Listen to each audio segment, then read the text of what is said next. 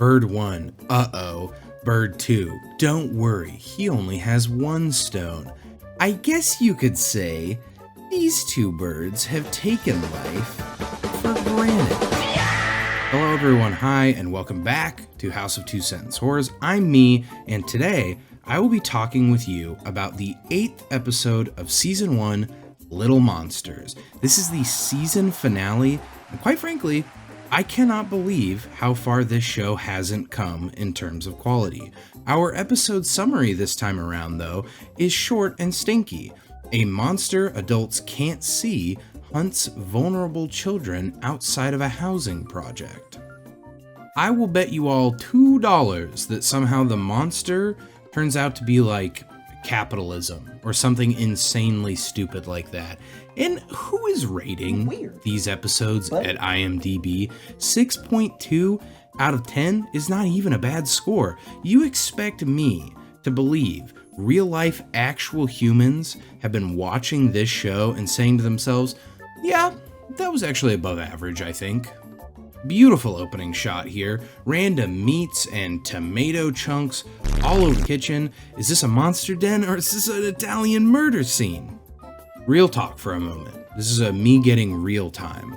This opening scene is a perfect example of why this show has never managed to be scary, why it cannot be scary. These shots could be made into something creepy and unsettling if they took more time on them.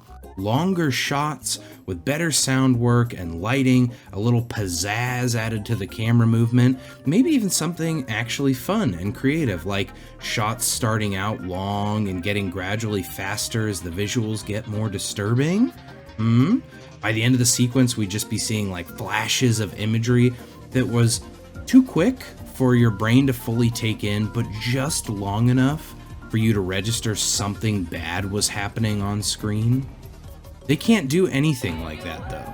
Good horror takes its time. It is in no rush to play all the cards. Horror is at its best when it is giving you time to squirm and marinate in an uncomfortable, tension-filled atmosphere, at least in my opinion. With the episode length being so short and the budget being so limited, there really is no room to actually ball out spooky style. Editor, I swear on all that is holy, if you put that video of the nostalgia critic looking at his screen and pointing back and forth over that monologue, I will shriek. Back to the episode at hand. We get a few shots of either very similar looking buildings or the same building from different angles. Unclear, but I'm gonna guess the first option. And 2 young lads are talking to each other, but I can't focus on anything they're saying because it sounds like a helicopter is just hovering right out of frame. Did they edit that sound in for some reason? Or could they only shoot with actual like onboard mics when someone was being life flighted to the hospital? Like, what is this weird hell? Oh, you guys couldn't shoot at a different time? You couldn't come back in an hour? We've got another kid character with some kind of like sick mom backstory and a cool stuffed unicorn. But these flashes, these flashes of the hospital and just some random woman staring directly into the camera, they're so jarring and weird. Stop fucking looking at me, lady. I don't even know you like that. Holy Christ in heaven. What the hell is that sound? What the fuck was that? I'm gonna give you guys a second to prepare for the sound this episode just unleashed on me. I would recommend sparing your eardrums from the trauma I just went through, but it's up to you. Weren't you? Wow, that sure was a great way to make me hate this unknown, well-dressed man character, but also hate being alive with working ears. And then he sort of turns to the little girl, he starts to talk to her, but then he's cut off by an old lady who just starts to talk him. We'll get to the old lady shit talk in a second, but just wait a minute and even hold on. I thought adults couldn't see this monster. Not only can she see him, she's even talking to him. Whack. On to the fun part, though. The old lady absolutely owning this guy. She gives her theory on how to solve the whole missing children problem that seems to be plaguing this community. Something about people working too many doubles. I don't know either. But then she asks him if he works for the city, to which he replies, "Yes, ma'am." She says, "You're all the same. Useless." Lady, the city does more than solving missing children cases. In fact, I would say that probably makes up a very small percentage of what they do. For all you know, this could be the guy who samples water from public drinking fountains to make sure they didn't release too much lead into the water. Not a wise person to be an asshole to, all things considered. Then he just transforms into a new person. He just walks off and just transforms into a new person right there. Now we have to watch a whole scene, literally one entire scene at least, of these head kids talking to each other. I try so hard not to be overly critical of child actors. I understand, I get it, they aren't even an actual person yet, so having them pretend to be a fictional character is difficult. That being said, you could just not write a whole episode with children main characters. I don't know, food for thought. These kids are talking to each other about the demon who hunts kids in the neighborhood and how adults don't believe them. Here's the thing. I understand, I think, what the episode is trying to do, but it is so stupid. Kids are going missing left and right, and different children have reported seeing strange people with similar physical attributes doing similar actions. Yeah, maybe the adults would be skeptical about the existence of a literal monster, but they would absolutely take these reports seriously. And I also don't care how low income of an area you live in. If dozens and dozens of kids went missing over a couple weeks, there would be cops everywhere. There'd probably be Navy SEALs in this neighborhood. People tend to, sympathize with little tiny small children and not want them to get murdered. Very, very confusing choice to make the nerdy kid with glasses be a racist. Girl, I do not understand most bold of what comes out of move, your mouth. I will admit that, but very confusing. It also never happens again. Okay? I personally would have shown the kids bonding over something else, maybe shared hobbies, perhaps, maybe interests. Okay, moving on. Then we get a training montage where they're on the monkey bars and they're running around. Okay. And he also demands she gets rid of her unicorn, and he tries to rip it out of her hands. What a baffling scene from start to finish.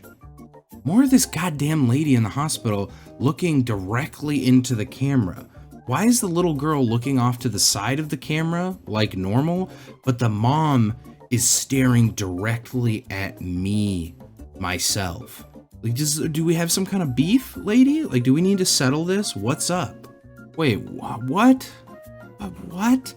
The class's nerdy kid just got kidnapped. In the middle of the park. During the day. During peak hours. There are so many people here right now who just saw that happen. It pans past 35 people at least. I'm pretty sure that if nobody believed the kids, they would probably believe the 140 adults who all saw the exact same thing. You telling me dozens and dozens of kids are getting snatched away during the day while screaming for help, and people are like, these damn kids, they're just running away from home. Again, I say, whack. I'm sorry, what did this kid just say? We can't tell the police because they think we're the monsters? What? Yeah, sure, dude. I'm sure if you went to a cop and you were like, my friend was just taken and he was screaming for help, the cop would just cry and piss his pants. You're right. How could I have not thought of that? Little nerd here wakes up in a dungeon. Thankfully, his glasses didn't fall off during the actual kidnapping. I always appreciate it when my accessories wait until I've reached my destination to fall off of me. And not a scratch on them either. Wow, these must be high quality. What in God's name is this breathing sound they edited into this scene?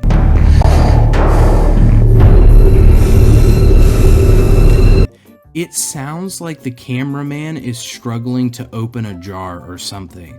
The breathing is like way too all up in my ears, and it does not match up with what the kid is doing. I feel like I just got forced to listen to the breathing of a production crew member jerking off or something. Good God, I truly hate this. This scene is like physically painful. How ironic. He was making fun of the little girl for being weak, and he can't even open this door. Maybe you should have spent less time on the playground and more time watching lockpicking videos on YouTube, you little... The two kids who weren't napped are having a little pregame speech, and he's assembling all their Nerf guns and shit to go to war, and he's telling the little girl the game plan. One quick, tiny little question though. I can't stress the smallness of it enough. How the f does he even know his friend is in a building? I assumed they went straight from the basketball court where they were, to where the kidnapping happened, to his bedroom. Did they go to the house the demon is in and then come back for Nerf guns? That's weird. If not, he's making kind of a wild assumption here. I feel like it's probably more likely the demon would take its prey out to the woods somewhere and not a house just right down the street. He also shows that he has a GPS tracking app. I guess he chipped his friend, but he doesn't check it until they're already riding away on their bikes. This dude really just assumed this demon was a homeowner instead of a deep woods enjoyer. That's not the assumption I would have made. They finally get to this house, and a woman instantly calls the cops on them. I do mean instantly, too. They show up, and she's already talking to a dispatcher. I've had to call 911 many, many times in my life, and they almost A, never pick up right away, and B, when they do pick up, they usually just waste your time with some random questions first. This must be like a crimeless city. Well, you know, aside from the many missing children thing, nobody really seems to be too worried about that though. So is this like a Children of the Corn type situation? Like, are these kids going around and like, I don't know, throwing orphans into wood chippers? Like, what is going on? Why is everyone treating these kids like they're serial killers? Oh, our main young lad is breaking and entering. Well, actually, the door was just unlocked, so I guess he's just entering. Is that still breaking and entering? He just walked in. I mean, I guess, yeah, he's just entering. I love this moment, though, where his friend spots him, and he puts his finger up. He's like, shh, don't be quiet. Dude, he's literally gagged. I think you're solid. Although, from my BDSM days, I can tell you this gag would not be effective at all. You have to actually immobilize the mouth, not just put something in front of it. Here, I'll give you a little example by putting my hand in front of my mouth. Oh, you sure can't hear me. Gee whiz, it is a great thing that I can't talk at all right now. Holy fucking shit, this episode sucks so much ass. The little girl child knocks on the door. She starts yelling at the demon. Police are going to be here any saying, second. The police are on their way to get you. And I'm not sure if she somehow overheard the neighbor calling the police and assumed it was, you know, the anti-demon task force that every police department has. Or did the little girl make a separate call? Is this a bluff? That'd be cool. I wish I knew. One thing I do know, however, is that the kids could have just walked out the back door.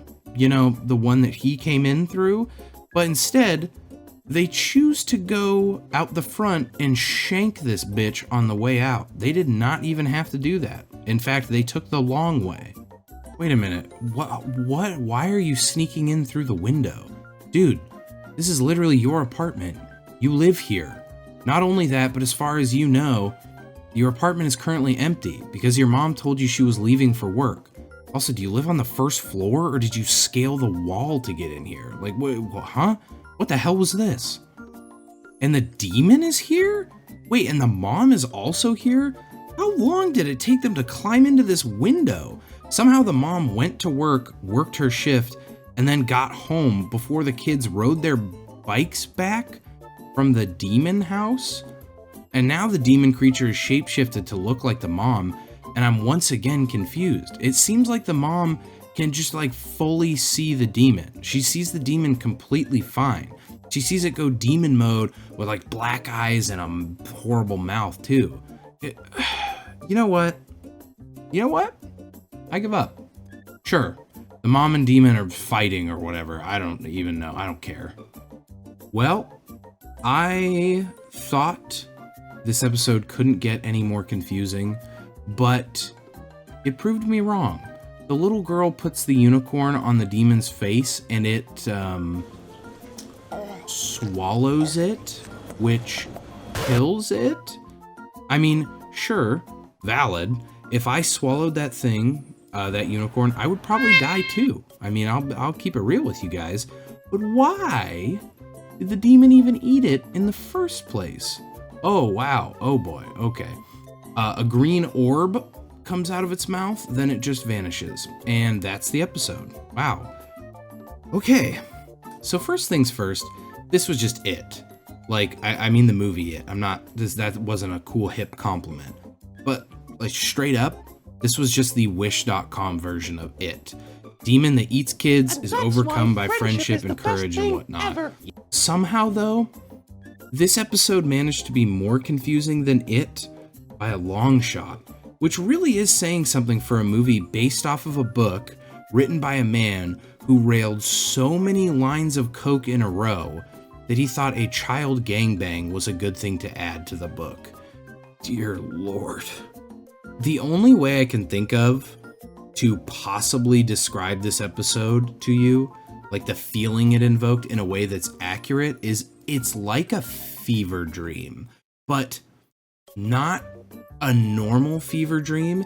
It is like the dreams I had when I was taking anti-malaria medication. Like, they were so weird and like real but not. It's very hard to describe. I think this may have genuinely been made by an alien. How do we even score this episode?